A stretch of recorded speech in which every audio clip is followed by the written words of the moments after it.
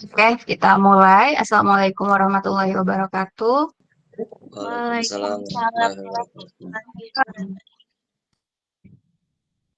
Ya, hari ini kita melanjutkan pembahasan untuk memperkaya filsafat pendidikan kita, di mana hari ini kita akan berkenalan dengan aliran filsafat pendidikan yang baru, yaitu rekonstruksionisme. Ya, Eh, di Google Classroom itu saya sudah menambahkan materinya. Mungkin yang nanti akan saya tambahkan itu lebih ke rekonstruksionisme sosial ya.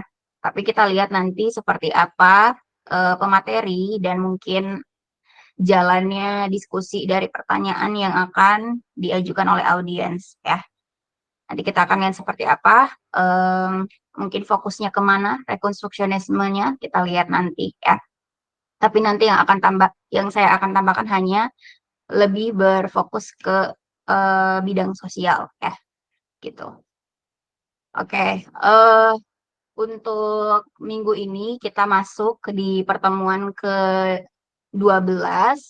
Saya mau memberikan informasi untuk pertemuan ke-13 di minggu depan di tanggal 7 Mei itu menurut kesepakatan prodi karena kita akan divisitasi atau akan dikunjungi ya oleh asesor atau penilai di mana prodi kita itu akan dinilai ya secara faktual langsung ya di prodi, maka dosen-dosen itu mungkin sibuk untuk menjawab pertanyaan-pertanyaan asesor ya. Nah, salah satunya saya gitu ya sebagai tim penyusun dokumen Lambik, sehingga mungkin saya tidak akan bisa masuk di pertemuan ke-13 untuk minggu depan gitu ya. Jadi untuk minggu depan itu sesuai kesepakatan tersebut, maka nanti di tanggal 7 sampai tanggal 8 itu harusnya libur atau diliburkan perkuliahannya gitu ya. Jadi tanggal 7, 8, dan 9 tentunya libur ya, karena 9 itu memang hari libur. Jadi minggu depan kita kosong atau diliburkan untuk sementara, tapi nanti kita masuk lagi untuk pertemuan ke-13-nya di minggu depannya lagi. Itu di tanggal 14 Mei ya. Semoga tidak ada libur lagi karena yang stres dosen gitu ya. Kalau misalnya hari libur itu susah lagi untuk cari pengganti waktunya. Dan tentunya sangat apa berdekatan sekali dengan waktu pengumpulan nilai untuk di-input di Siakat gitu ya. Jadi sudah ada jadwal bahwa nanti sebenarnya jadwal terakhir untuk UAS itu di tanggal 7 Juni gitu. Jadi harapannya walaupun mungkin libur 1 minggu, semoga tidak mepet sekali dengan jadwal tersebut, itu jadwal UAS. Karena tentunya saya juga butuh waktu untuk input nilai-nilai kalian dan juga pasti harus berkomunikasi lagi dengan dosen pengampu untuk menghasilkan nilai total atau nilai akumulatif per individu ini gitu ya. Jadi seperti itu dilemanya kalau misalnya hari libur sebenarnya ya. Jadi mohon maaf sekali minggu depan kita nggak masuk karena itu tadi gitu ya. Jadi sebenarnya minggu ini, mulai dari minggu ini sampai minggu depan itu dosen sangat mempersiapkan eh, Lambik dan juga akreditasi, tetapi saya mencoba untuk tetap masuk untuk hari ini gitu ya. Jadi yang libur itu minggu depan saja gitu ya. Oke, mungkin itu infonya. Semoga bisa dimaklumi ya. Dan mungkin ada yang happy karena libur minggu depan ya. Jadi kita masuk lagi nanti di tanggal 14 khusus untuk mata kuliah ini. Dan untuk pemakalah yang kelompok yang maju di MIT ke-13 juga nanti prepare-nya nanti di tanggal 14 gitu ya. Jangan sampai ditambahkan lagi liburnya. Oke, mungkin itu info untuk dari saya untuk kalian. Semoga bisa dipahami. Yang mungkin tidak hadir tolong diinfokan juga ya. Oke, kita bisa langsung mulai untuk pembahasan aliran filsafat pendidikan rekonstruksionisme. Di sini saya lihat pemakalanya, kalau di makalah itu ada Husnul Khotimah dan Windian Putri. Apakah di Google Meet hadir? Hadir, Bu. Siapa yang hadir? Mohon maaf, saya ini gabung sama Muhammad Bintang. Saya di sini siapa? Saya Husnul Khotimah, Bu. Boleh Husnul Khotimah mungkin jauh dari gadget lain, elektronik lain, biar tidak kegema suaranya. Ya. Yang sama Bintang siapa? Windian Putri, Bu. Oke. Untuk moderator dan notulen siapa? Zahra. Saya ini sebagai moderator, Ibu. Oke. Notulen? Saya Ibu. Priti. Oke. Jadi Priti nanti minta tolong notulensinya boleh nanti diupload di Google Classroom kalau sudah selesai ya. Oke. Iya, Bu. Mungkin dimulai, ya. Jadi silakan, saya mungkin langsung saja persilakan kepada moderator Zahra untuk memandu jalannya diskusi kita. Silakan deh. Baik, terima kasih sebelumnya karena telah memberikan kesempatan kepada saya. Dan perkenalkan, saya Zahra Rahmayani dengan NIM A221231123 dan saya sebagai moderator yang akan memimpin kegiatan presentasi kali ini. Dan yang sekarang akan ingin mempresentasikan ini adalah kelompok 6 di pertemuan 12, yaitu saudari Windian Putri dan Husnul Khotimah, dan yang berjudul aliran filsafat rekonstrusionisme. Untuk mempersingkat waktu, kepada pemateri saya persilahkan. Ya, terima kasih atas kesempatan yang diberikan kepada saya. Saya akan memaparkan materi kami yang berjudul rekonstruksionisme. Latar belakang masalah dalam filsafat modern dikenal beberapa aliran-aliran, diantaranya aliran rekonstruksionisme. Di zaman modern ini banyak menimbulkan krisis di berbagai bidang kehidupan manusia, terutama dalam bidang pendidikan, di mana keadaan sekarang merupakan zaman yang mempunyai kebudayaan yang terganggu oleh kehancuran, kebingungan, dan kesimpangsiuran. Rumus masalah ada 3. Yang pertama, latar belakang aliran rekonstruksi.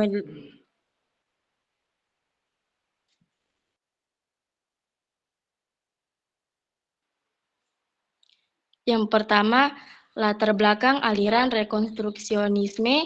Yang kedua, pandangan rekonstruksionisme dan penerapannya di bidang pendidikan. Yang ketiga, peran teknologi pendidikan terhadap aliran rekonstruksionisme. Yang pertama, latar belakang aliran rekonstruksionisme. Rekonstruksionisme merupakan kelanjutan dari gerakan progresif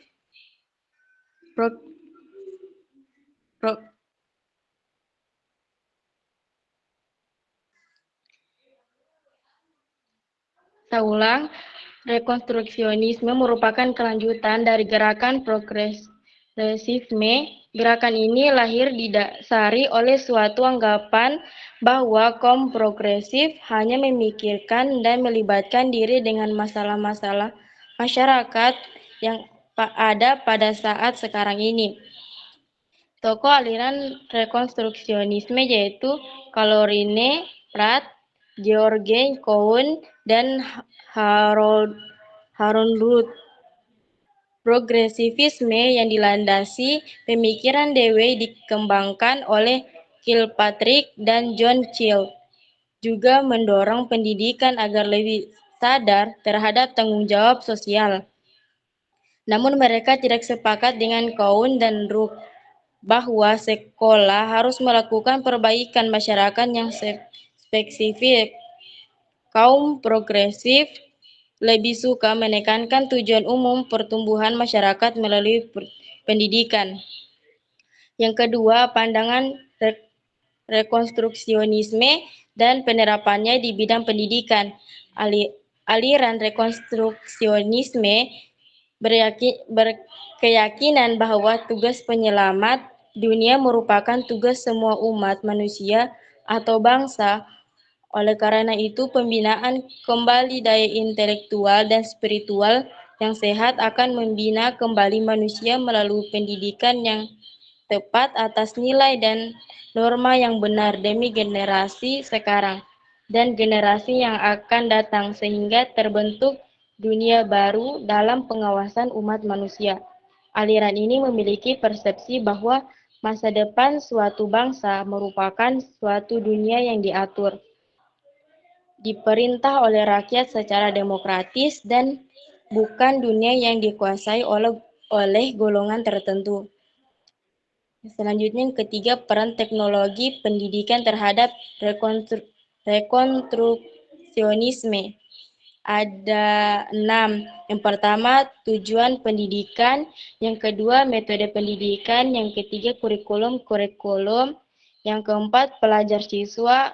Yang kelima, pengajar siswa. Yang keenam, peninjauan kembali penyusun kurikulum.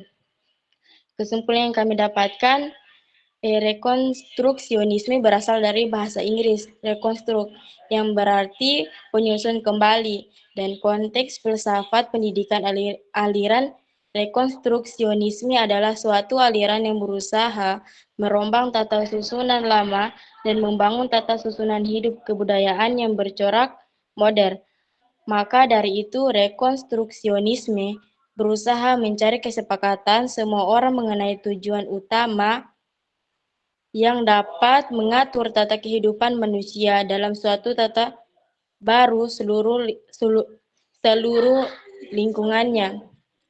Maka melalui lembaga dan proses pendidikan, rekonstruksionisme ingin merombak tata susunan lama dan membangun tata susunan hidup kebudayaan yang sama sekali baru. Itu saja pemaparan dari kelompok saya. Saya kembalikan kepada moderator. Baik, terima kasih kepada Saudari Husnul karena telah memaparkan materinya. Langsung saja di sini kita membuka sesi tanya jawab untuk kelompok 6. Apakah ada audiens yang ingin bertanya kepada pemateri?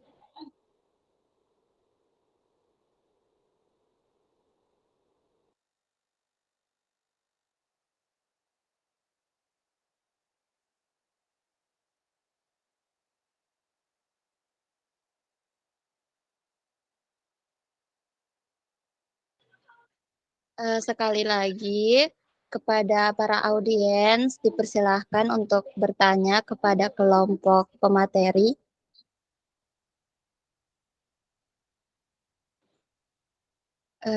Yang pertama saya lihat mungkin ada Saudara Ariel. Kepada Saudara Ariel dipersilahkan.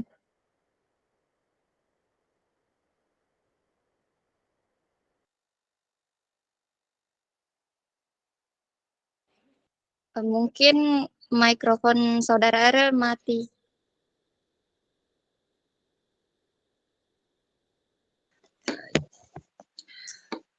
Baik, sebelumnya terima kasih kepada moderator atas kesempatan yang telah diberikan kepada saya. Sebenarnya saya tidak ingin bertanya, tapi karena tidak ada yang angkat tangan, jadi saya mengajukan diri. Nah, baik, langsung saja pertanyaan saya.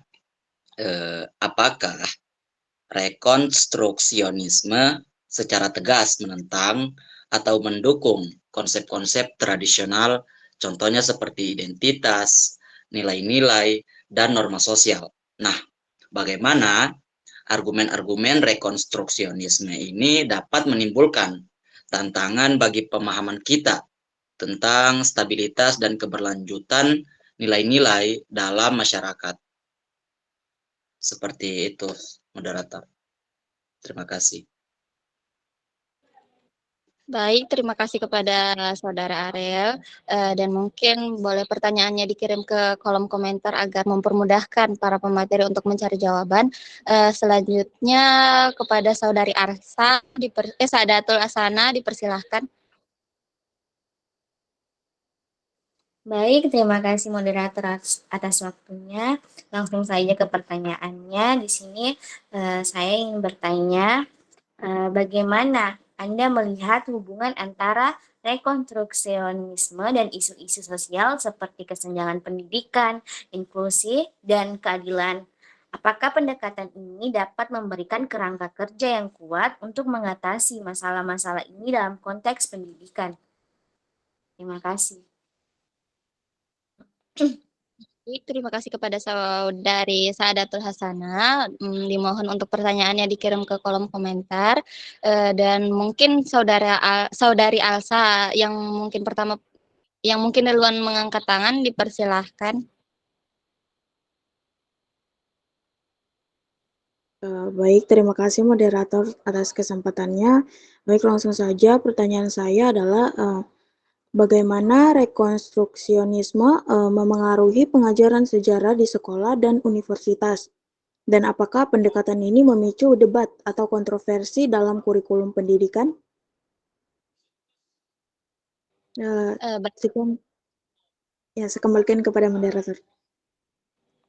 Baik, terima kasih kepada Saudari Elsa. Sebelumnya saya ingin bertanya kepada Ibu, Ibu apakah boleh pertanyaannya lebih dari 3 atau mungkin pemateri ingin menjawab dulu jawaban dari 3 soal pertanyaan awal atau langsung disatukan saja pertanyaannya, Ibu?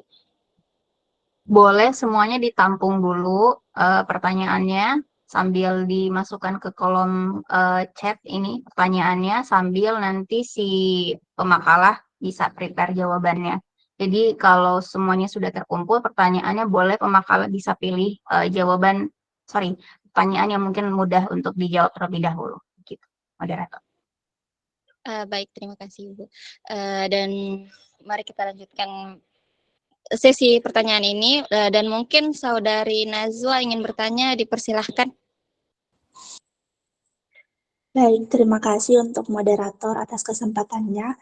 Jadi, saya ingin bertanya kepada kelompok pemateri. Pertanyaan saya itu, bagaimana rekonstruksionisme memandang penggunaan teknologi dalam pendidikan dan apa implikasinya terhadap pembelajaran yang lebih inklusif dan progresif, dan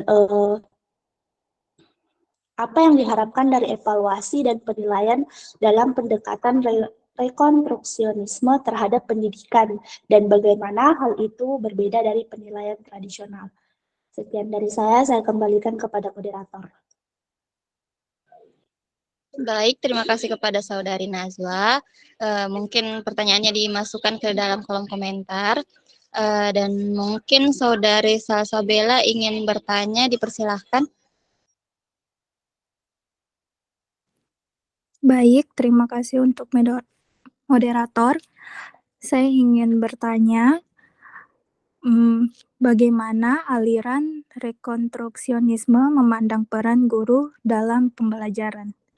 Sekian untuk pertanyaan saya kembalikan kepada moderator. Baik, terima kasih kepada Saudari Salsabella dan mungkin Saudari Angelina ingin bertanya, dipersilahkan.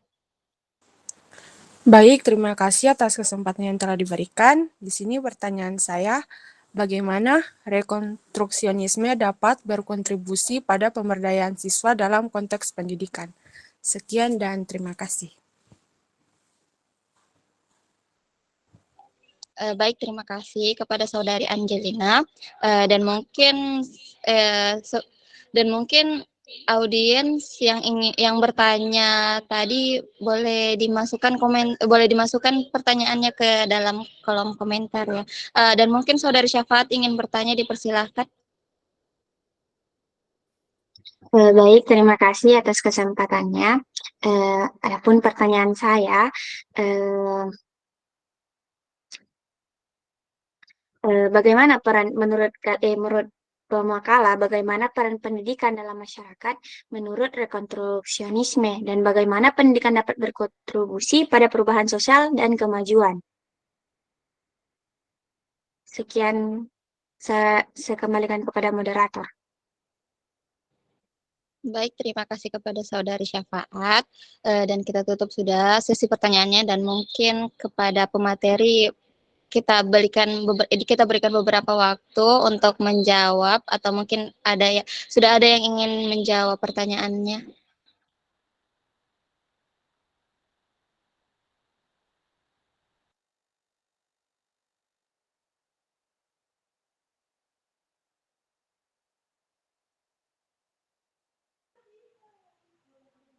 Izin moderator, saya menjawab pertanyaan Alsa.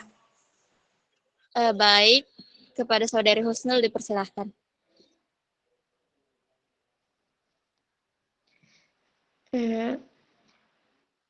Pertanyaan Alsa, bagaimana rekonstruksionisme memengaruhi pengajaran sejarah di sekolah dan universitas, dan apakah pendekatan ini memicu debat atau kontroversi dalam kurikulum pendidikan. Rekonstruksionisme memengaruhi pengajaran sejarah dengan menantang narasi yang mapan dan mendorong siswa untuk melihat sejarah dari perspektif yang berbeda. Pendekatan ini bisa memicu debat dan kontroversi dalam kurikulum pendidikan karena menantang kebenaran historis yang telah diakui secara luas, dan beberapa orang mungkin menganggapnya sebagai bentuk penghapusan atau revisi sejarah yang tidak pantas. Namun bagi sebagai orang lain, pendekatan ini bisa dianggap sebagai cara yang lebih inklusif dan beragam dalam mengajar sejarah, memungkinkan pengakuan yang lebih besar terhadap pengalaman dan perspektif beragam. Itu saja jawaban saya. Saya kembalikan kepada moderator.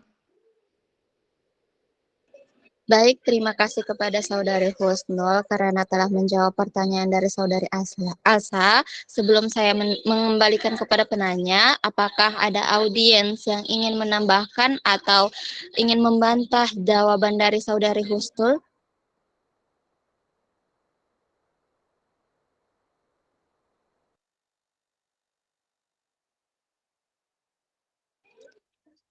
Mungkin tidak ada yang ingin menambahkan atau menyanggah, dan saya kembalikan kepada penanya, apakah sudah menerima jawaban dari Saudari Husnul atau ingin menyanggah? Dipersilahkan kepada Saudari Alsa.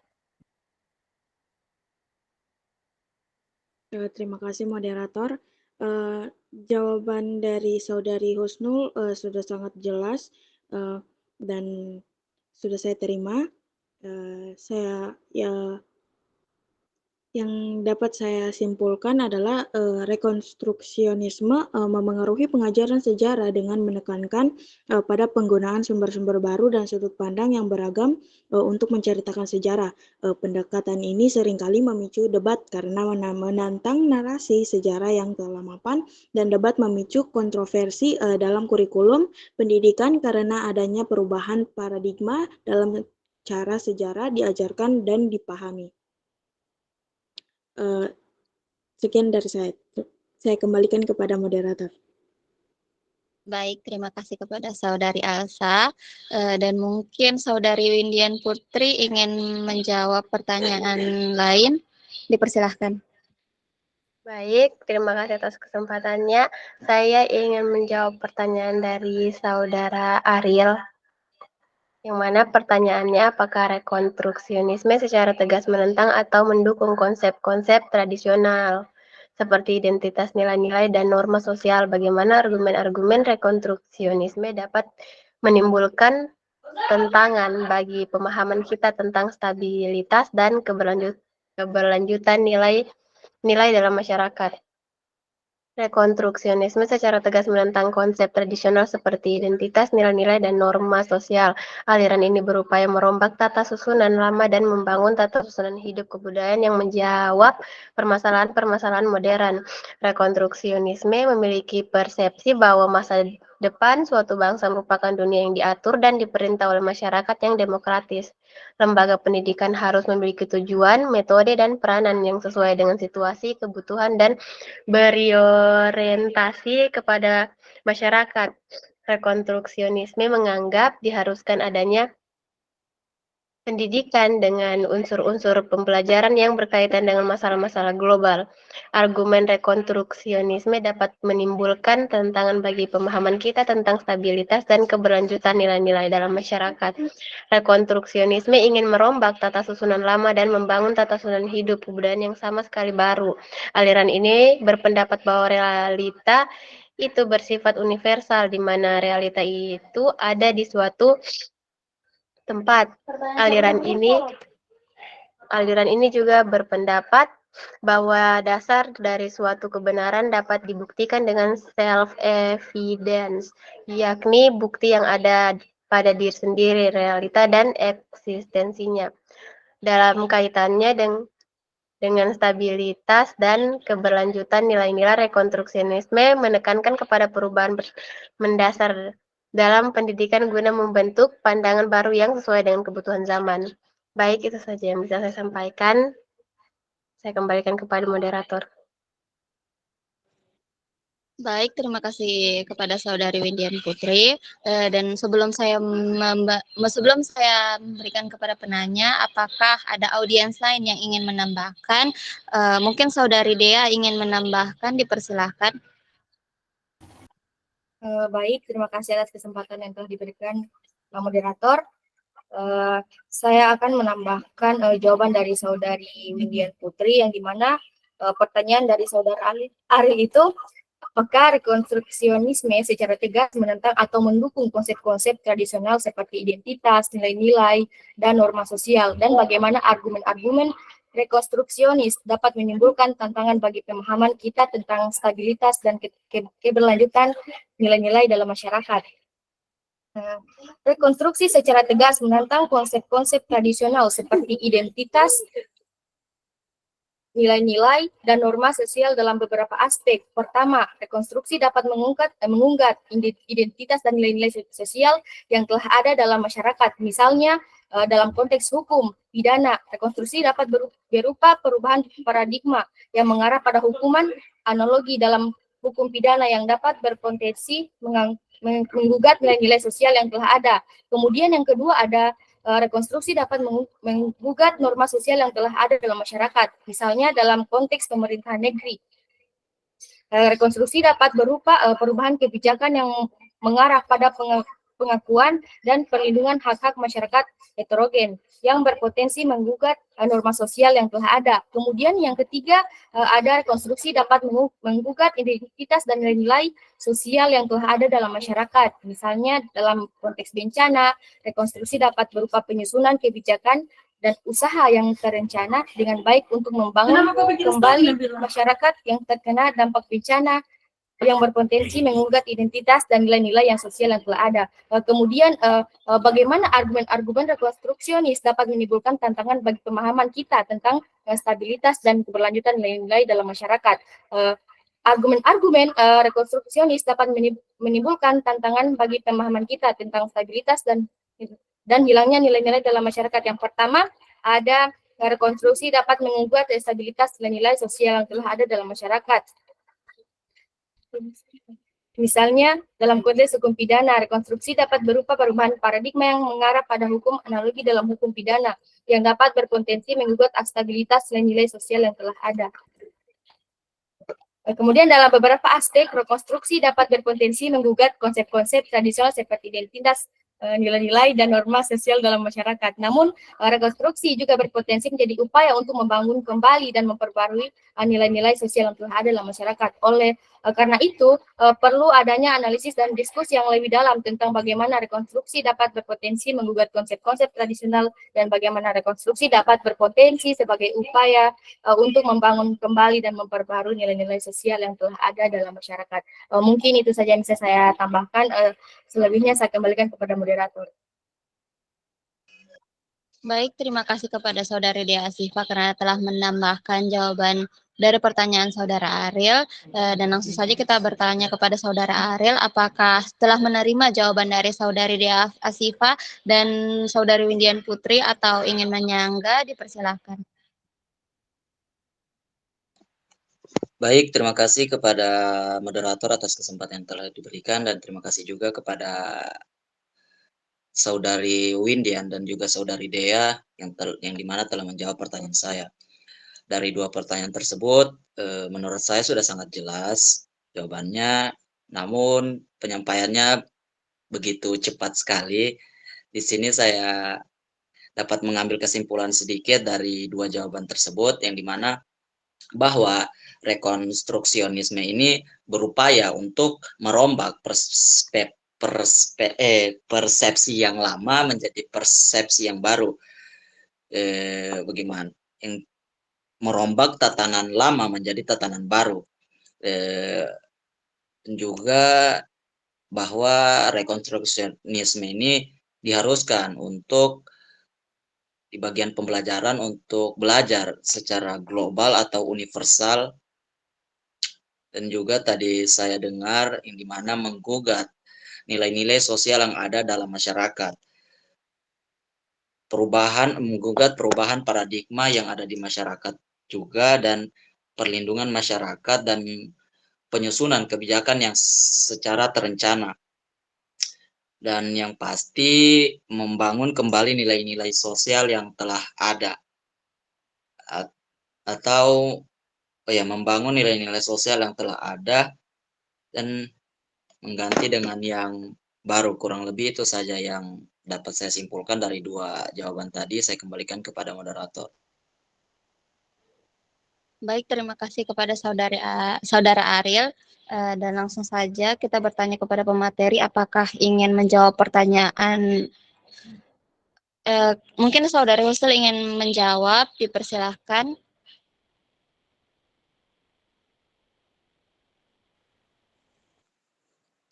Saya ingin menjawab pertanyaan dari Salsabella, yang dimana pertanyaannya bagaimana aliran rekonstruksionisme memandang peran guru dalam pembelajaran. Ada beberapa pandangan rekonstruksionisme tentang peran guru, yaitu pertama, guru sebagai fasilitator pembelajaran, bukan sumber informasi utama. Guru bertugas menciptakan lingkungan belajar yang kondusif bagi siswa untuk mengeksplorasi, menemukan, dan membangun pengetahuan mereka sendiri. Yang kedua, guru sebagai pembimbing dan mentor, membantu siswa mengembangkan kemampuan berpikir kritis, kreativitas, dan kemampuan memecahkan masalah. Guru mendorong siswa untuk mengajukan pertanyaan, menganalisis, dan menarik kesimpulan sendiri. Yang ketiga, guru sebagai model dan teladan, menunjukkan sikap, nilai, dan keterampilan yang diharapkan dari siswa. Guru berperan dalam membentuk karakter dan nilai-nilai sosial siswa. Yang keempat, guru sebagai agen perubahan sosial, mendorong siswa untuk terlibat dalam isu-isu sosial, politik, dan budaya. Guru membantu siswa untuk mengembangkan kesadaran kritis terhadap masalah-masalah masyarakat.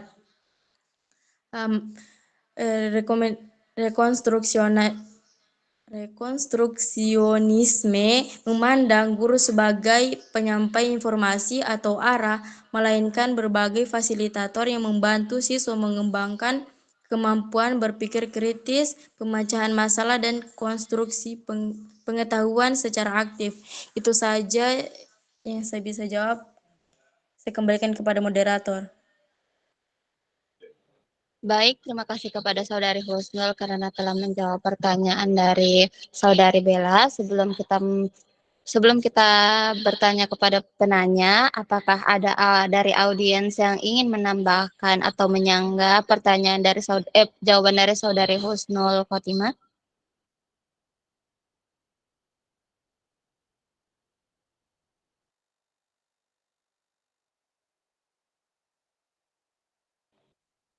Baik, mungkin Saudari Suci ingin menambahkan, dipersilahkan.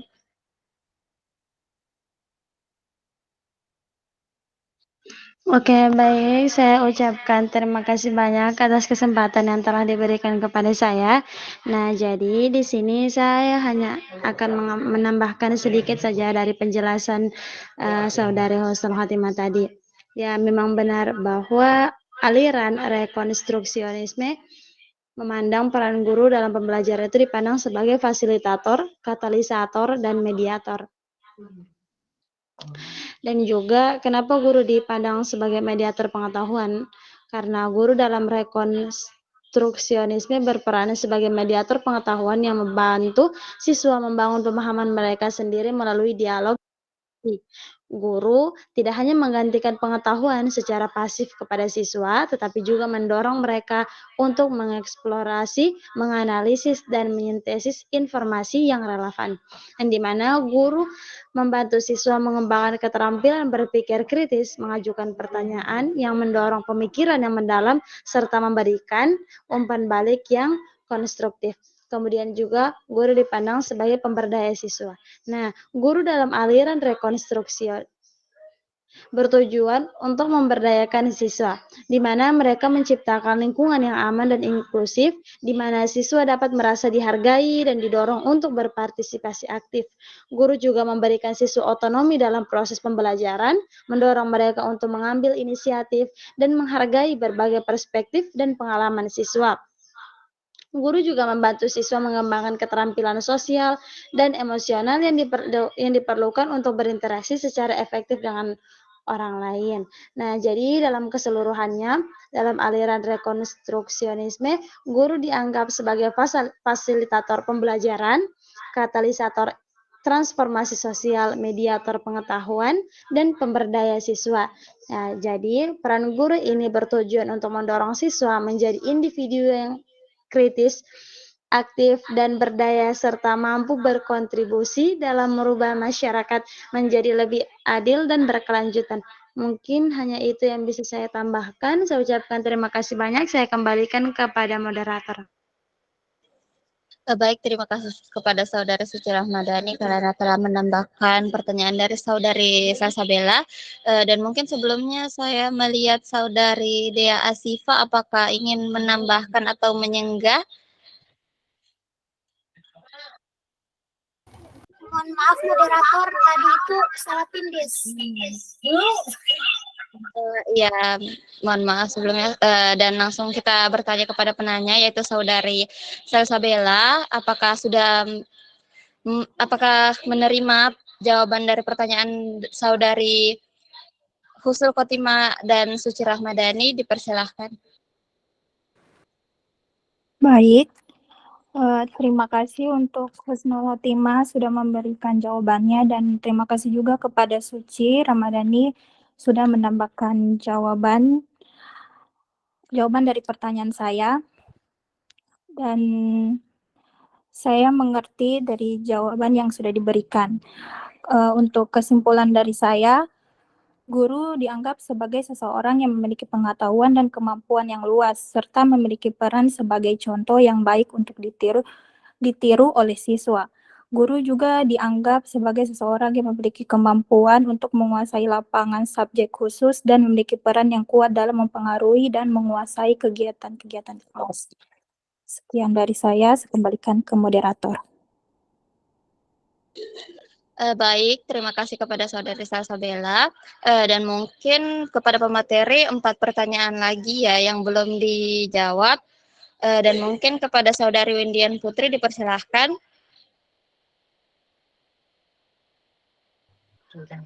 Baik, saya ingin menjawab pertanyaan dari Saadatul Hasanah. di mana pertanyaannya bagaimana Anda melihat hubungan antar rekonstruksionisme dan isu sosial seperti kesenjangan pendidikan, inklusi, dan keadilan. Apakah pendekatan ini dapat memberikan kerangka kerja yang kuat untuk mengatasi masalah-masalah ini dalam konteks pendidikan? Rekonstruksionisme secara tegas menentang konsep tradisional.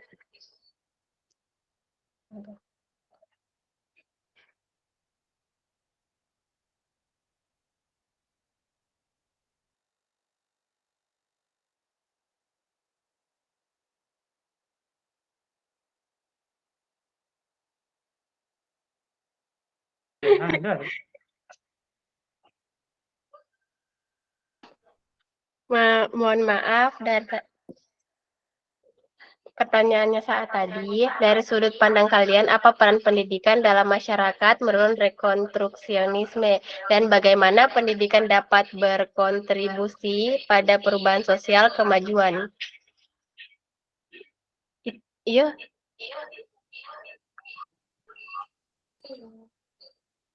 Dalam pandangan rekonstruksionisme, pendidikan memiliki peran strategis dalam masyarakat.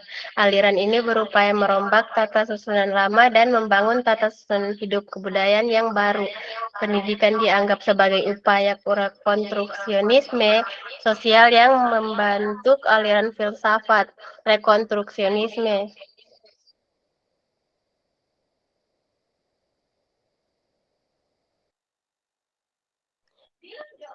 Metode pengajaran ala rekonstruksionisme didasarkan pada prinsip-prinsip demokrasi dan kurikulum pendidikan. Rekonstruksionisme menekan pada penumbuhan kesadaran kritis dan membangun kesadaran polikultural dengan mengapresiasi keragaman budaya.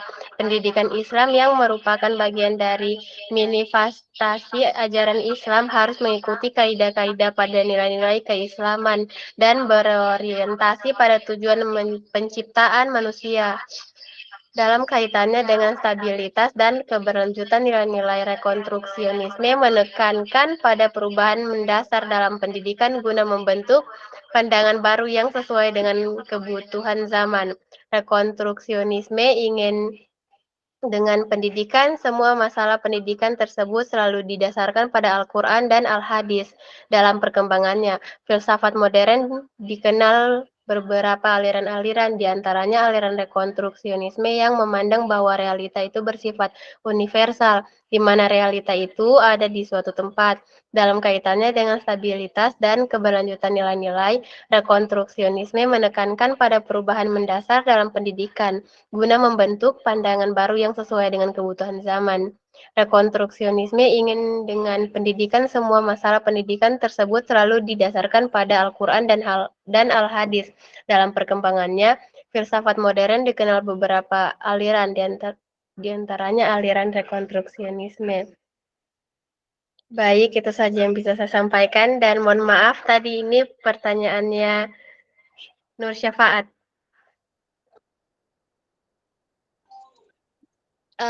Baik, terima kasih kepada Saudari Windian Putri dan mohon maaf atas kekeliruan dari pemateri. Dia menjawab pertanyaan dari Saudari Syafaat dan mungkin sebelum saya melempar kepada penanya, apakah ada audiens yang ingin menambahkan pertanyaan dari Saudari Nur Syafaat?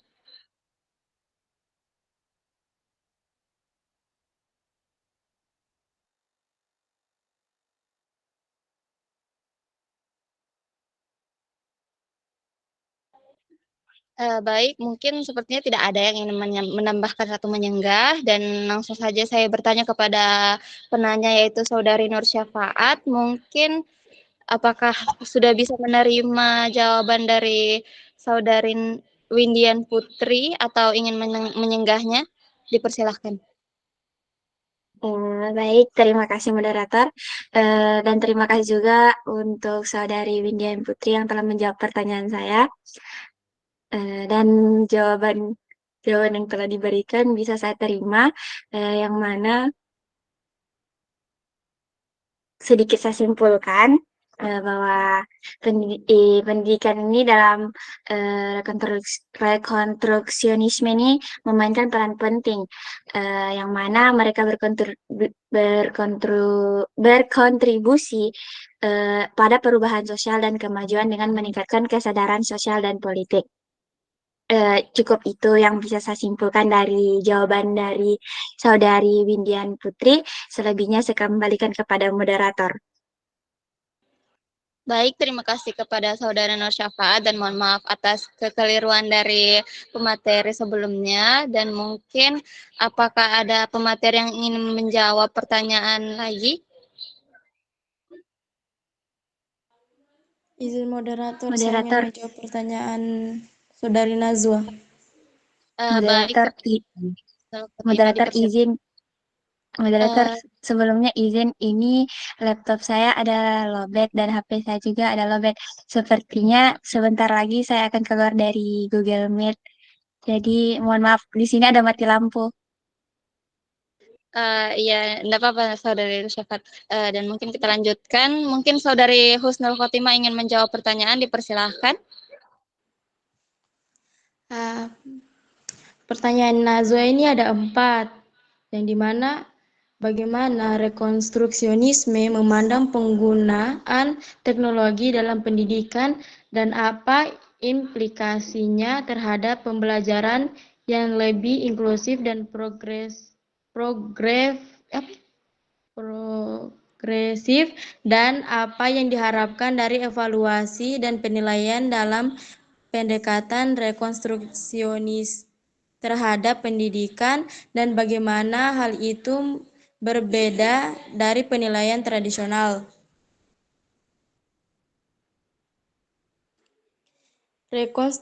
Rekonstruksionisme memandang penggunaan teknologi dalam pendidikan sebagai alat yang dapat mendukung pembelajaran yang lebih inklusif dan progresif. Pandangan rekonstruksionisme terhadap teknologi dalam pendidikan ada beberapa. Yang pertama, teknologi sebagai alat untuk memfasilitasi pembelajaran aktif dan kolaboratif. Teknologi dapat digunakan untuk mendukung kegiatan eksplorasi, pemecahan masalah, dan konstruksi pengetahuan oleh siswa. Teknologi memungkinkan pembelajaran yang lebih interaktif, kolaboratif, dan berpusat pada siswa. Yang kedua, teknologi sebagai sarana untuk memperluas akses dan keterlibatan. Teknologi dapat meningkatkan akses pendidikan bagi kelompok yang terpinggirkan atau memiliki keterbatasan. Teknologi memungkinkan pembelajaran jarak jauh dan personalisasi pembelajaran. Yang ketiga, teknologi sebagai alat untuk mendorong kreativitas dan inovasi. Teknologi dapat mendukung pengembangan keterampilan berpikir kritis, pemecahan masalah, dan kreativitas siswa. Teknologi juga memungkinkan siswa untuk mengeksplorasi, bereksperimen, dan menciptakan produk-produk inovatif. Implikasi terhadap pembelajaran yang inklusif dan progresif. Ada 4. Yang pertama, pembelajaran yang lebih berpusat pada siswa dan mendorong partisipasi aktif. Yang kedua, peningkatan akses dan keterlibatan bagi kelompok yang terpinggirkan. Yang ketiga, pengembangan keterampilan abad 21 seperti berpikir kritis, kreativitas, dan kolaborasi. Yang keempat, pembelajaran yang lebih personalisasi dan responsif terhadap kebutuhan individual siswa. Evaluasi dan penilaian dan pendekatan rekonstruksionis.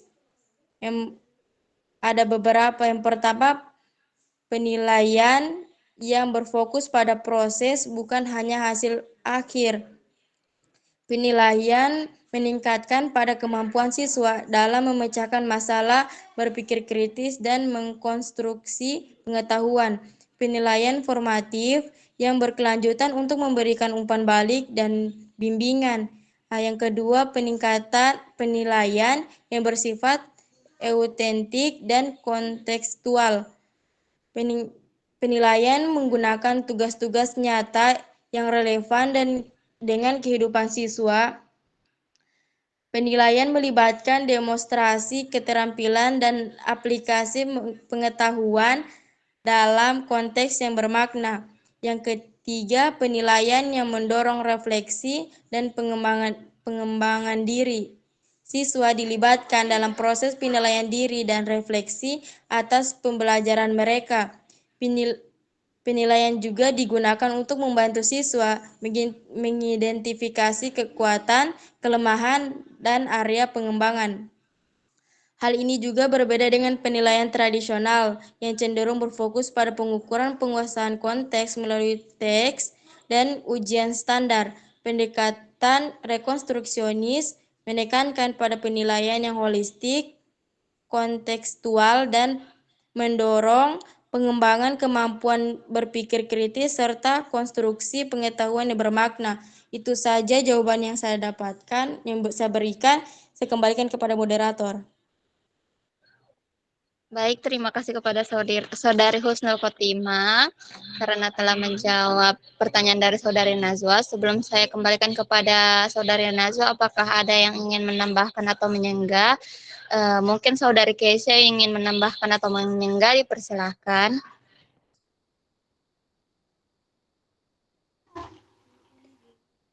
Baik, terima kasih atas kesempatan dari moderator. Di sini saya akan menambahkan jawaban dari Saudari Husnul Khotimah, di mana pertanyaannya Najwa, bagaimana rekonstruksionisme memandang penggunaan teknologi dalam pendidikan dan apa implikasinya terhadap pembelajaran yang lebih inklusif dan progresif, dan apa yang diharapkan dari evaluasi dan penilaian dalam pendekatan rekonstruksionis terhadap pendidikan dan bagaimana hal itu berbeda dari penilaian tradisional. Pendekatan rekonstruksionisme terhadap pendidikan, penggunaan teknologi dianggap sebagai alat yang penting untuk memfasilitasi pembelajaran yang lebih eksklusif dan progresif. Rekonstruksionisme mengakui bahwa teknologi dapat memperluas aksesibilitas pendidikan, memungkinkan siswa untuk belajar secara mandiri, mengakses sumber daya yang beragam dan berinteraksi dengan sesama siswa dan pendidik di luar batasan fisik ruang kelas. Implikasi penggunaan teknologi dalam pendidikan memiliki konteks rekonstruksionisme, diantaranya yang pertama itu aksesibilitas yang lebih luas. Teknologi dapat membantu mengatasi hambatan geografis dan fisik yang membatasi akses terhadap pendidikan. Menggunakan teknologi seperti komputer, internet, dan perangkat mobile, siswa dapat mengakses sumber daya pendidikan dari mana saja dan kapan saja, dan memungkinkan inklusivitas yang lebih besar dalam pendidikan, khususnya bagi siswa yang berada di daerah terpencil dengan keterbatasan mobilitas atau dengan kebutuhan khusus. Dan yang kedua itu pembelajaran berpusat pada siswa. Teknologi memberikan fleksibilitas dalam pendekatan pembelajaran yang memungkinkan siswa untuk belajar sesuai dengan kecepatan dan gaya belajar mereka sendiri. Siswa juga dapat menggunakan teknologi untuk mengakses materi, mengulang materi yang sulit, atau mencari sumber daya tambahan. Selain itu, teknologi juga dapat digunakan untuk mendukung pembelajaran kolaboratif dan berbasis proyek di mana siswa dapat bekerja sama secara online, berbagi ide dan pengetahuan. Dan yang ketiga, pengayaan pembelajaran. Teknologi dapat memberikan pengalaman pembelajaran yang lebih kaya dan interaktif. Misalnya, melalui teknologi simulasi atau visualisasi, siswa dapat memahami konsep abstrak dengan lebih baik, dan teknologi juga dapat digunakan untuk menyajikan konten pendidikan dalam berbagai format seperti video, audio atau multimedia yang dapat meningkatkan minat dan keterlibatan siswa. Dalam hal evaluasi dan penilaian, pendekatan rekonstruksionis menekankan pada penilaian yang holistik dan kontekstual. Evaluasi dalam pendekatan ini lebih berfokus pada pemahaman siswa tentang materi dan kemampuan mereka untuk menerapkan pengetahuan tersebut dalam konteks kehidupan nyata, dan beberapa perbedaan antara penilaian rekonstruksionis dan penilaian tradisional diantaranya itu yang pertama penekanan pada pemahaman mendalam. Rekonstruksionis lebih menekankan bahwa pemahaman mendalam siswa terhadap konsep dan ide-ide bukan hanya pada faktor-faktor seperti hafalan atau penguasaan informasi yang dangkal. Penilaian ini mencakup kemampuan siswa untuk menerapkan pengetahuan mereka dalam konteks yang relevan dan menunjukkan pemahaman yang mendalam. Dan yang kedua itu konteks yang beragam. Penilaian rekonstruksionis mempertimbangkan konteks kehidupan nyata siswa dalam mendorong siswa untuk mengaitkan pembelajaran dengan pengalaman mereka.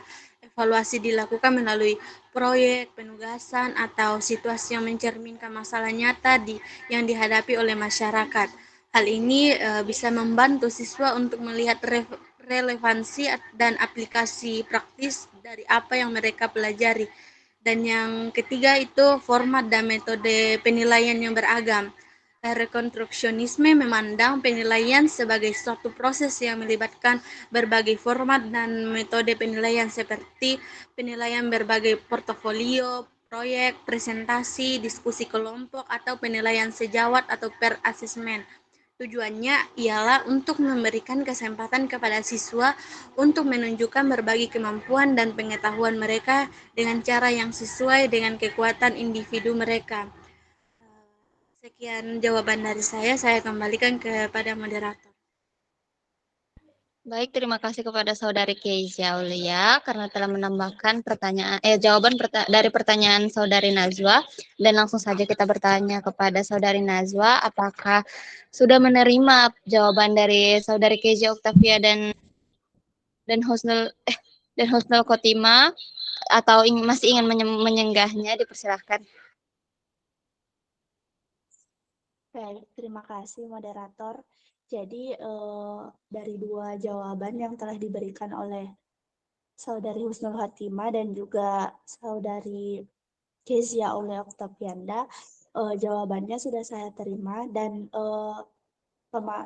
yang dapat saya pahami dari kedua jawaban itu bahwa rekonstruksionisme itu dapat melihat penggunaan teknologi dalam pendidikan sebagai alat yang dapat meningkatkan inklusivitas dan progresivitas pembelajaran. Nah, dengan teknologi, akses ke berbagai sumber daya pendidikan dapat diperluas sehingga memungkinkan siswa dari latar belakang yang beragam untuk mengakses materi pembelajaran secara lebih mudah.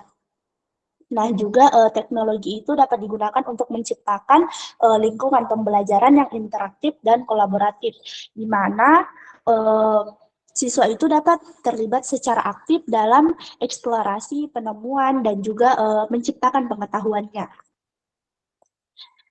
Dan juga itu dalam pendekatan rekonstruksionisme, evaluasi dan penilaian memiliki tujuan yang berbeda dari penilaian tradisional. Nah, evaluasi dan penilaian ini bertujuan untuk mendukung pertumbuhan dan perkembangan siswa secara menyeluruh. Jadi, sehingga siswa itu dapat menunjukkan kemampuannya dalam berpikir dan juga siswa itu bisa lebih abstrak dalam memahami materi yang telah diberikan dan juga bisa berfokus pada pengetahuan mereka di antaranya tuh mereka dapat memahami dan mendalami dari konsep yang telah diberikan.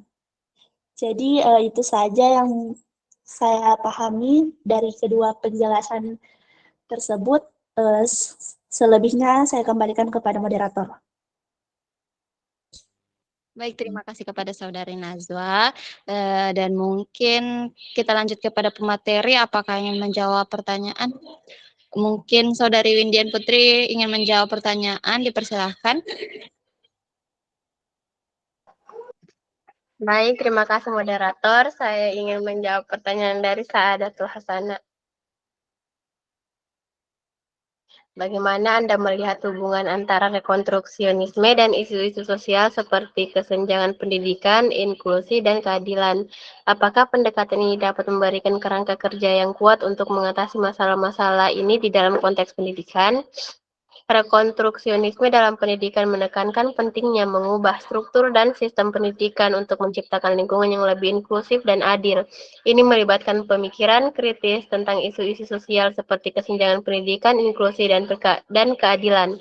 Pendekatan ini dapat memberikan kerangka kerja yang kuat untuk mengatasi masalah-masalah ini dalam konteks pendidikan karena yang pertama pemikiran kritis, yang kedua informasi struktural, yang ketiga partisipasi dan empowerment, yang keempat pendekatan holistik. Yang pertama pemikiran kritis. Rekonstruksionisme mendorong pemikiran kritis tentang penyebab akar masalah sosial seperti kesenjangan pendidikan dan ketidaksetaraan akses. Yang kedua informasi struktural. Pendekatan rekonstruksionis mengusulkan perubahan struktur dalam sistem pendidikan untuk memastikan inklusi dan keadilan. Yang ketiga, partisipasi dan empowerment. Rekonstruksionisme menekankan pentingnya partisipasi aktif dan pemberdayaan individu dalam proses pendidikan.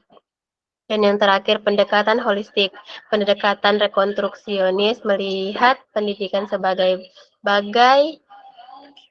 bagian integral dari masyarakat dan oleh karena itu mempertimbangkan aspek-aspek sosial budaya dan politik dalam merancang solusi untuk masalah-masalah pendidikan dengan memadukan pendekatan rekonstruksionis dengan praktik-praktik pedagogis yang relevan.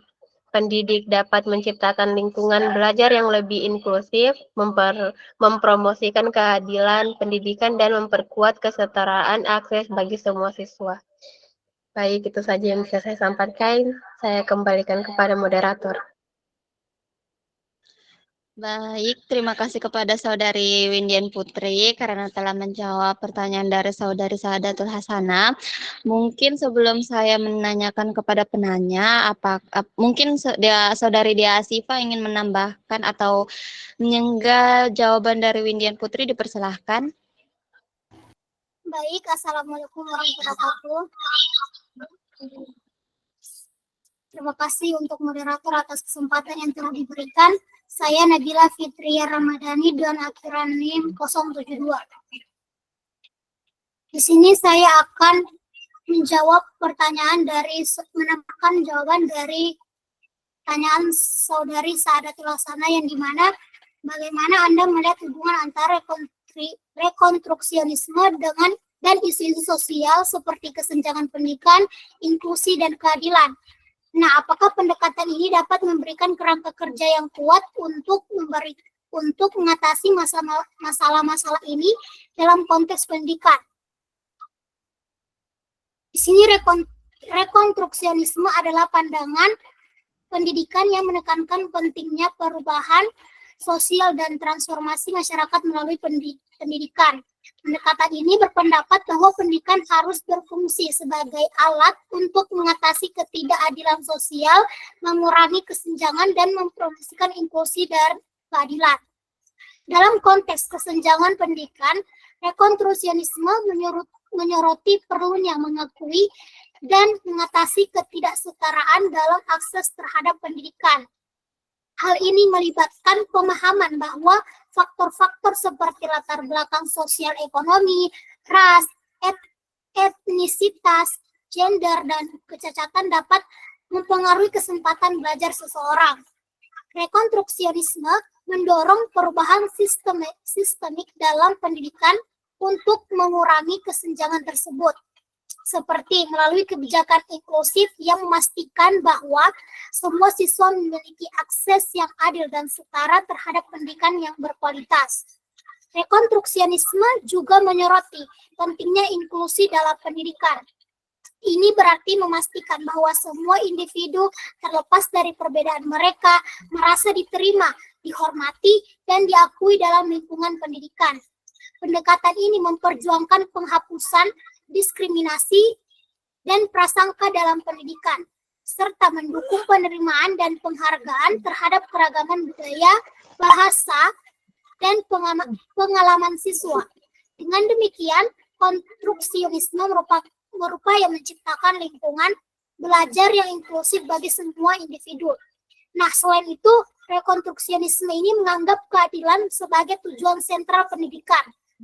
Ini berarti pendidikan harus berusaha untuk menciptakan masyarakat yang adil, di mana setiap individu memiliki kesempatan yang sama untuk sukses dan dihormati.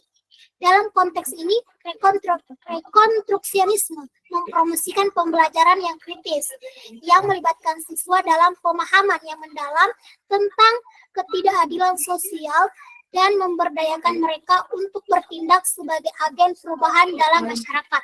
Mungkin itu yang saya dapat tambahkan. Saya kembalikan kepada moderator.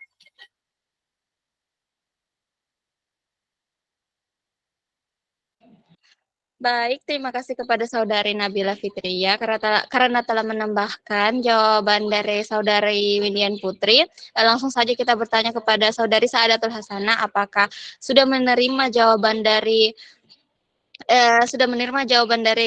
Saudari Windian Putri dan Nabila Fitria atau masih ingin menyenggah? Dipersilahkan. Terima kasih sebelumnya untuk Saudari Windian Putri dan Saudari Nabila Fitria Ramadhani, di mana jawabannya saya terima dan saya mengerti, di mana secara keseluruhan saya bisa dapat simpulkan rekonstruksionisme memberikan kerangka kerja yang kuat untuk mengatasi isu sosial seperti kesenjangan pendidikan, inklusi, dan keadilan dalam konteks pendidikan. Pendekatan ini menekankan perubahan sistem, inklusi, dan perjuangan untuk keadilan sosial sebagai langkah-langkah penting untuk menciptakan pendidikan yang lebih adil, inklusif, dan keadilan bagi seluruh individu. Mungkin itu, terima kasih untuk moderator. Baik, terima kasih kepada Saudari Saadatul Hasanah, dan untuk memastikan untuk kepada pemateri bahwa tinggal satu pertanyaannya, yaitu pertanyaan dari Saudari Angel. Apakah pemateri ada yang ingin menjawab pertanyaan tersebut? Izin moderator.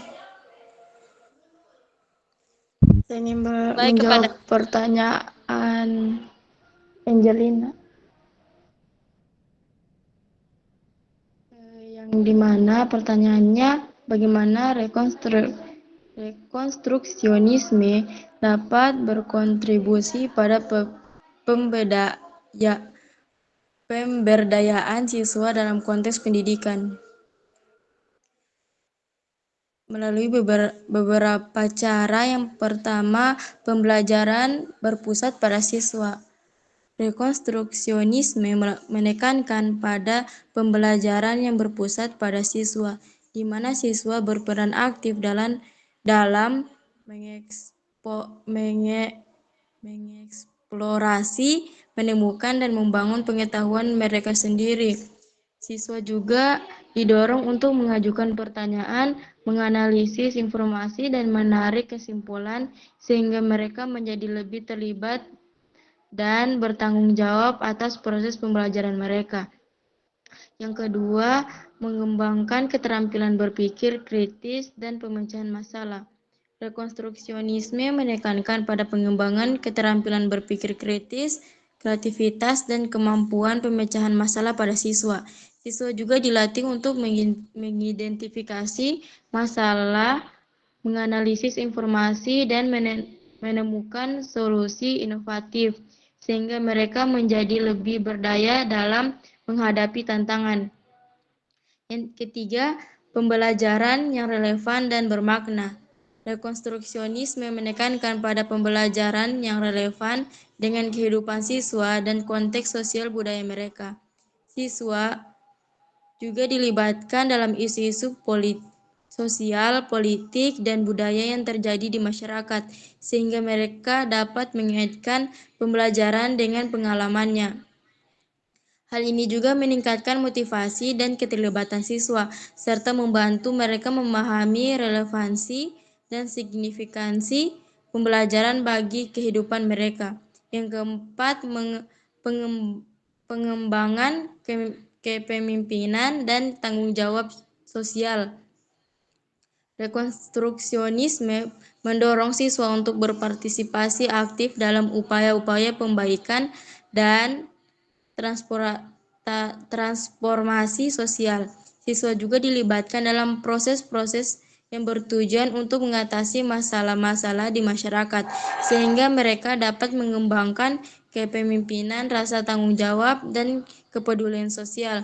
Hal ini juga membangun siswa menjadi agen perubahan yang aktif dan terlibat dalam membangun masyarakat yang lebih adil dan berkelanjutan.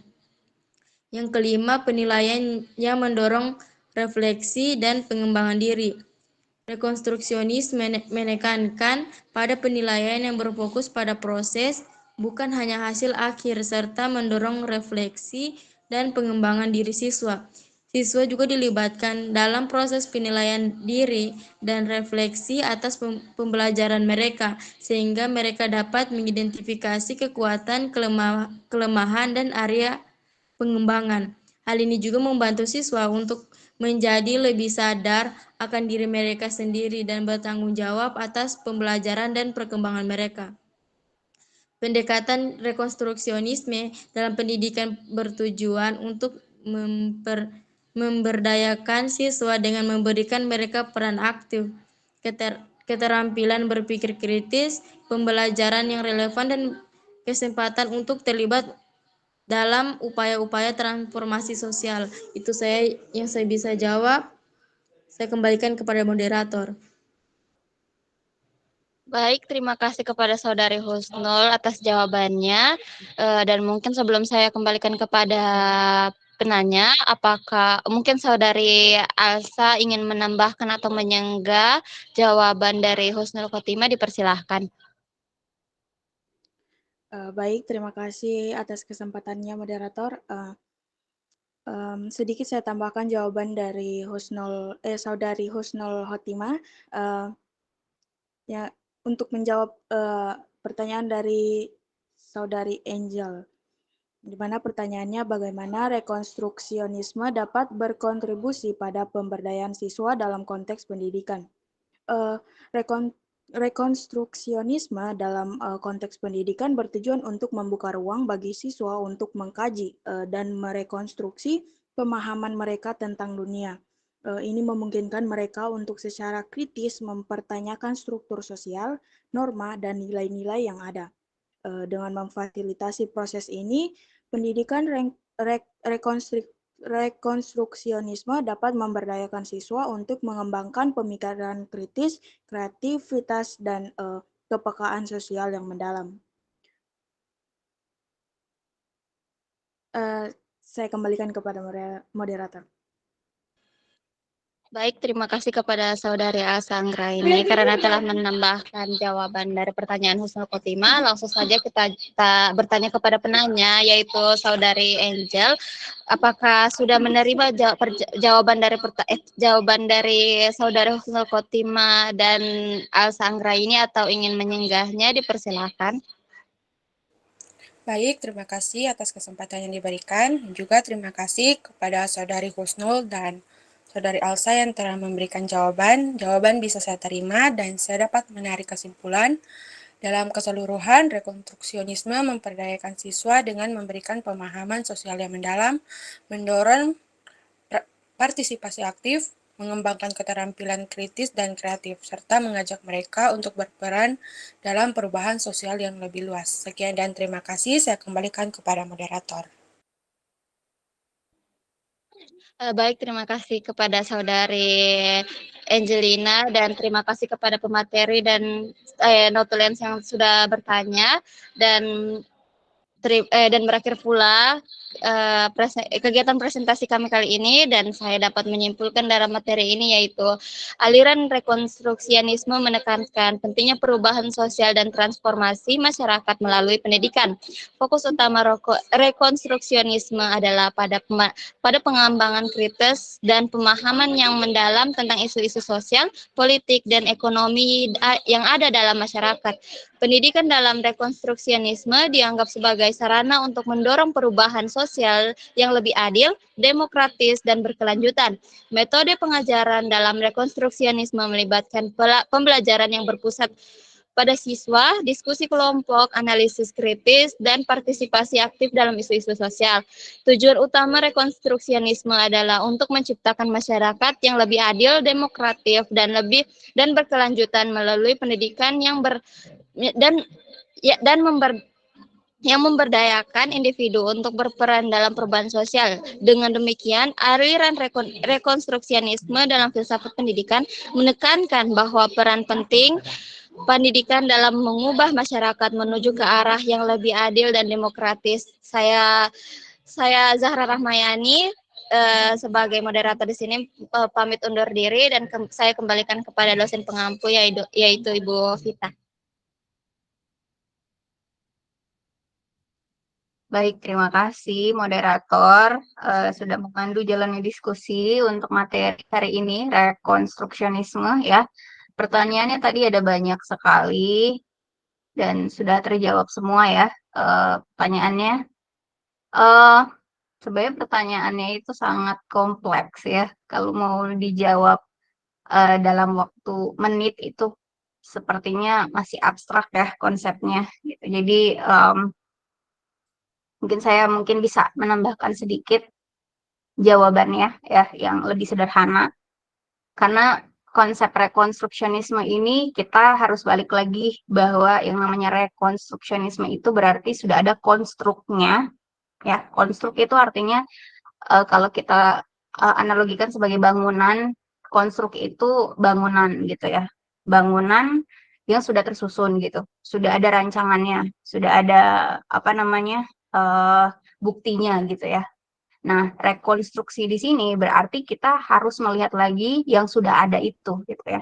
Yang sudah ada itu bangunan itu apakah mau dibongkar lagi dari awal, dihancurkan lagi dari awal, atau dilihat lagi yang mana yang bagian-bagian yang harus diganti gitu ya. Jadi agak sedikit ribet sebenarnya untuk aliran filsafat ini ya. Sebelum mungkin saya lupa terkait absen, saya sudah absen ya, adik-adik sudah saya nilai juga. Ada 2 orang di sini yang saya tidak kasih hadir karena saya juga melihat yang ada di Google Meet.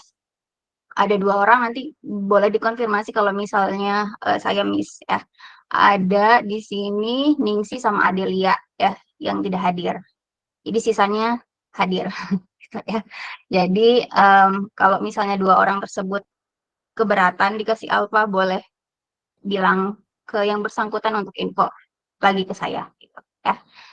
Jadi itu absensi sudah, nilai sudah ya. Nah, saya mau menambahkan terkait materi. Ya, silakan Muhammad Ariel. Mohon maaf Ibu, untuk Saudari Ningsi tadi saya lihat ada di dalam Google Meet ini, Bu. Oh, ada. Oh, Iya. bukan Ningsi, sorry, Gita. Gita tidak ada ya. Sorry Ningsi. Gita sama Adelia yang tidak hadir. Oke. Jadi itu tadi yang disebut sebagai rekonstruksionisme adalah kita itu melihat dulu apakah sesuatu yang sudah ada itu relevan atau tidak dengan zaman sekarang gitu ya. Nah, kalau dilihat bahwa sesuatu yang sudah diterapkan itu mungkin perlu perombakan, maka perombakannya itu seperti apa, seberapa besar? Nah, apakah mau dibongkar semuanya? Artinya dari yang kalau skalanya 0 sampai 100, bangunan itu sudah 100%. Nah, pembongkarannya itu mau berapa persen nih gitu. Jadi kita turunkan berapa atau benar-benar ditiadakan gitu ya, atau 0% gitu ya. Jadi itu tergantung dari kalau mau dikatakan sebagai rekonstruksionisme untuk level negara, maka negara itu sendiri yang harus melihat semua aspek gitu ya. Jadi bukan hanya pendidikan saja, tetapi kesehatan, kemudian kesejahteraan, kemudian keamanan gitu dan lain-lain. Nah, tapi karena ini sangat luas, maka kita hanya mengkerucutkan mungkin di bidang pendidikan saja ya, mengenai social reconstructionism itu seperti apa. Nah, tapi memang tadi konsep dari reconstructionism ini kita tidak boleh baper dengan misalnya nilai-nilai yang kita sudah pegang atau kita sudah laksanakan gitu. Karena kalau kita baper atau kita mungkin tersinggung, maka rekonstruksionisme itu tidak terjadi. Karena tadi akan selalu bersinggungan dengan yang sudah tetap gitu atau yang sudah dilaksanakan. Nah, jadinya rekonstruksionisme ini kita harus benar-benar netral gitu. Artinya kita mau lihat pendidikan ini tuh dari segi apanya sih yang bermasalah atau dari segi yang mana yang tidak relevan dengan kebutuhan zaman sekarang gitu ya. Nah, kalau kita melihat bahwa akar masalahnya sebenarnya social reconstructionism itu hampir mirip dengan progresif, tahunnya juga hampir mirip ketika dia muncul, melihat bahwa kalau di bidang pendidikan tadi, bahwa akses pendidikan untuk zaman itu hanya terbatas untuk kelas-kelas yang privilege atau kelas-kelas yang mungkin dari segi ekonomi orang tuanya mereka keturunan bangsawan atau misalnya keturunan yang berada di jabatan politik tinggi gitu ya. Sehingga jadi pendidikan itu aksesnya itu hanya untuk anak-anak yang golongan tersebut gitu ya. Jadi untuk kelas bawah pekerja itu pastinya tidak mendapatkan pendidikan sehingga muncul social reconstructionism ini gitu ya. Dan pelaku-pelaku yang punya ya pandangan social reconstructionism itu melihat bahwa pendidikan itu harusnya tidak bisa tidak bisa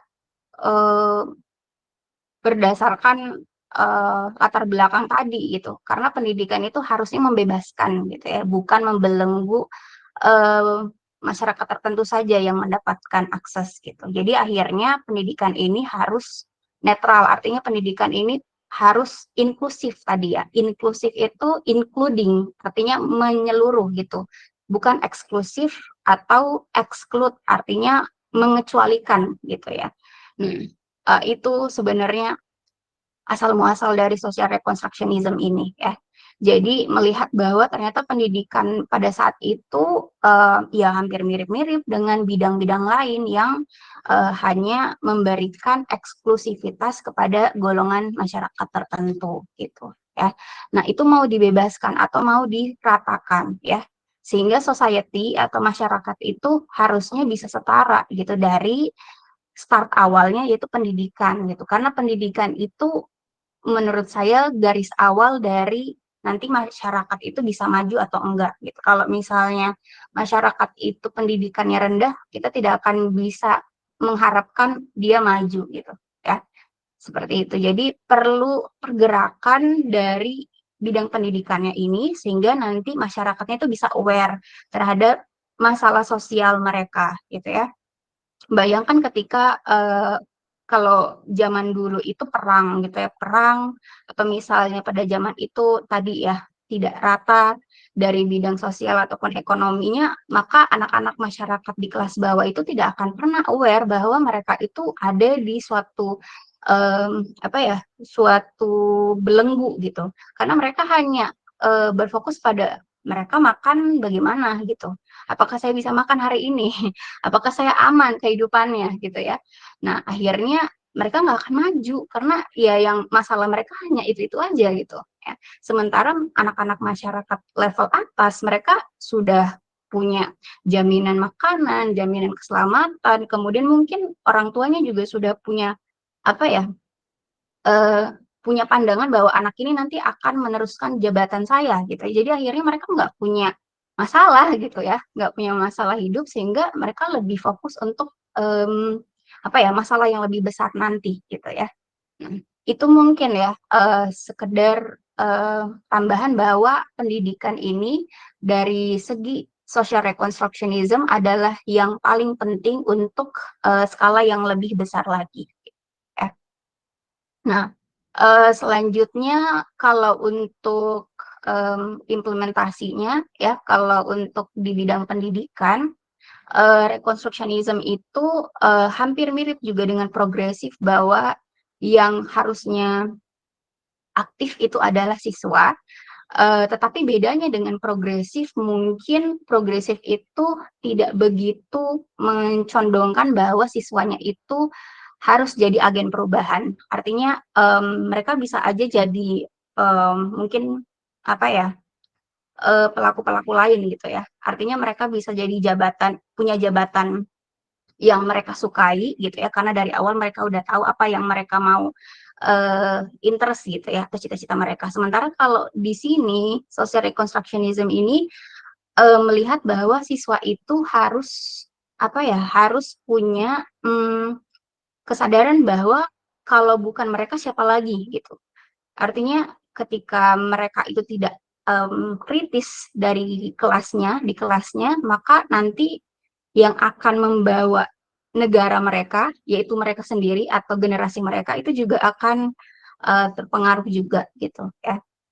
Akhirnya nanti kelasnya itu harus didesain oleh guru bahwa siswanya itulah yang akan membahas topik-topik yang relevan nantinya gitu.